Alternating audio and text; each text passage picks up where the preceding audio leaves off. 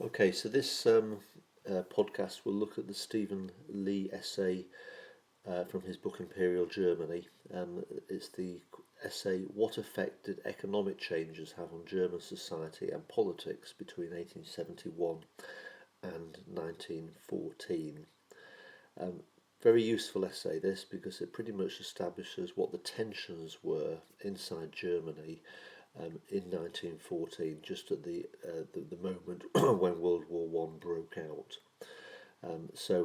A very common question you can get in the exam is the question which asks, in what way did World War One increase the tensions that were already there before 1914, which is the reason I want to walk and talk you through this particular essay. Okay, so first of all, I think it's probably just worthwhile if I just zoom in here and just quickly sketch for you remember the social pyramid. You've got at the top, you've got I'll just write UC, the upper class, okay, or the elites. I think it's better to say elites than the upper class. To be honest, the social elites, and then in the middle you've got MC, the middle class, and then at the bottom you've got the working class. Okay, and pulling back, Lee starts off basically by identifying each of these three groups. He first of all says three general trends. It all arose out of the rapid industrialisation of Germany, in particular in the Second Reich since 1871. So with that rapid industrialisation, remember that was a very distinctive feature in comparison to other countries, other industrialised countries like Britain, that it started to industrialise much earlier, and therefore the industrialisation was much more gradual. I think a key feature here is the industrialisation in Germany, because it was so rapid, put a huge strain on Germany socially and politically. Okay, let's get into the details then. So you have a rapid expansion of the working class, and especially their concentration in cities. Okay, so that's the working class aspect. Because of that rapid expansion, the social elites, in other words, the upper classes, refused to allow upward social mobility.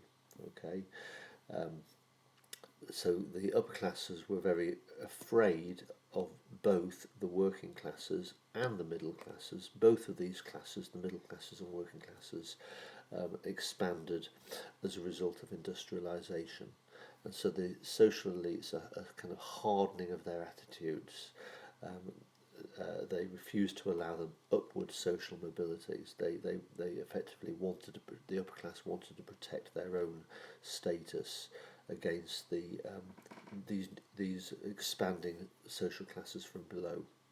And then caught in the middle were the middle classes. Okay, frustrated. Okay, so caught between the upward thrust of the working classes and the unyielding resistance of the social elites.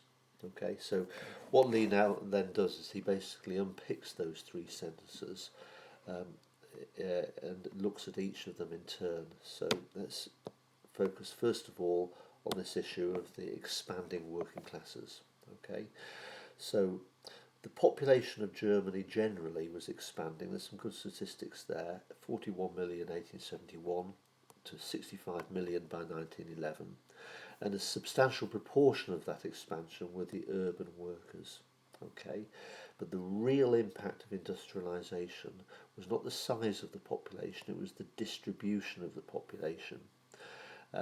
With the movement from the countryside to the towns, Germany shifting from an agrarian economy to an industrial economy. So, for example, by 1907, nearly 40% of all Germans had been born in the countryside but were now living in towns. Okay, and the major towns were those: Berlin, Cologne, Essen and Dortmund. Also, a significant strain on Germany was the change in pattern of occupations. Okay, So just again highlighting that figure. Whereas in 1871 there were more people in agriculture, 41%, than there were in industry, 35%. By 1907 it was the other way around. Okay, so agriculture was declining and industry was increasing. Okay. Also, a relative decline in the production of the big farms, the Junker estates, which lowered agricultural wages. Another reason why workers moved from the countryside to the cities. So they were attracted by the relatively higher wages in towns in comparison to lower agricultural wages. So what you've effectively then got is a growing concentration of the German workforce in the cities and the industrial areas. And what that did is it led to a sort of an awareness of their rights. So there was a growth of trade unions and a growth of the SPD. So a growth of mass movements representing the working classes. And of course those organisations, the trade unions and the Social Democratic Party, increasingly put pressure on the government to bring about social and political reform. Okay, so those are the pressures from below, the upward pressures that we mentioned, that Lee is talking about. Now he then moves to the opposite end of the social pyramid by looking at the elites. Now the elites were especially suspicious of these rapidly expanding working class. Okay, which in contrast to countries like Britain and Belgium, the expansion was very, very rapid. Okay, and so what had therefore happened in contrast to countries like Britain and Belgium and France and other industrialised countries, in Germany, the elites, the upper classes, became very resistant to social and political reform. Their attitude hardened against social mobility. Okay, so social mobility basically means the groups below the bottom part of the pyramid looking for increased rights, increased, for example, involvement in government, control over the economy, okay, increased power.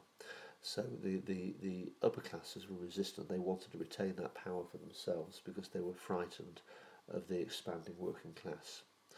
Now, you of course have got two different types of elite. You've got the old elite, the pre-industrial landed elite, e.g. the Junkers, who were especially vulnerable due to the decline of agriculture, which was their main occupation, which forced many of them to sell off parts of their estates, the Junkers.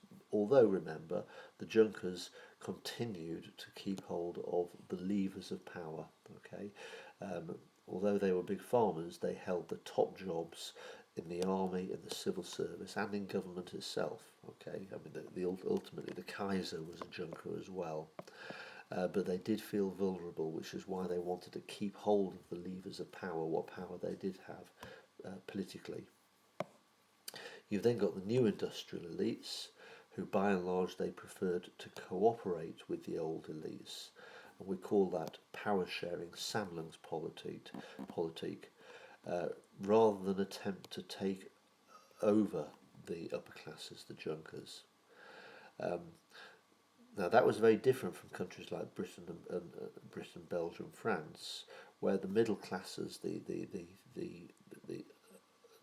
upper level of the middle classes, the industrialists, wanted to take over the power of the upper classes. In Germany they didn't. Okay, both the old and the new elites shared a common fear of the rapidly expanding working classes. So you get that very distinctive feature in Germany of what we call Sammlungspolitik. Now, Sammlungspolitik, this policy of concentration of the new industrial elites with the old landed elites, was evident in several ways. First of all, you can see it inside the Reichstag. Okay, the political parties who represented the old elites, the conservatives, and the political parties who represented the interests of the new elites, the free conservatives and the national liberals, tended to cooperate in defence of the elites. Okay, so they worked together. Secondly, the industrialists adopted the same authoritarian top-down approach as the junker landowners in the way in which they manage business. Okay, so for example, the cartels were very distinctive to Germany. The whole purpose of cartels was to repress the lower levels. It was not to benefit the lower levels, it was to protect the upper levels by, for example, price and wage fixing.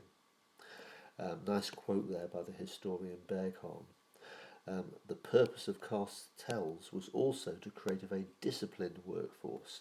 So the cartel factories, the businesses, were almost modelled in their structure on the Prussian army. It was about creating a very disciplined workforce who were drummed into obedience. So the economy was being run, in a sense, in a very militarised way, which is an important feature.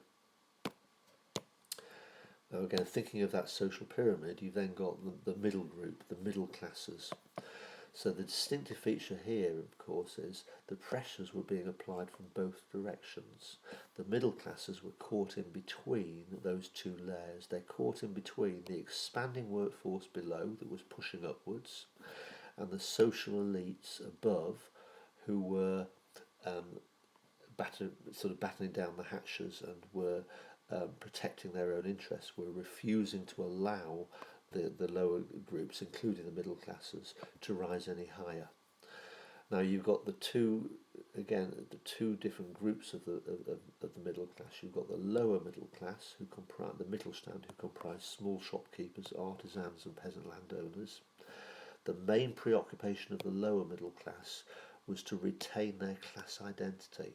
That basically means that many of the lower middle class had been born as workers, and they had actually risen up to become small shopkeepers and artisan craftsmen. They owned their own businesses. And it may not have been much, they may have still been fairly poor, but at least they had some form of status, they had an identity. And what was happening, particularly with trade unionism, and the growth of socialism, is that they were worried that if there was a socialist revolution, they would have all that taken away from them. So they were very resistant to pressures from below to proletarianise them, as we call it, to bring them back to being working classes, to take away that status and to turn them back into working class. That was their preoccupation. The upper level of the middle class were called the Beamte, the professionals, the civil servants, the lawyers, technical advisors.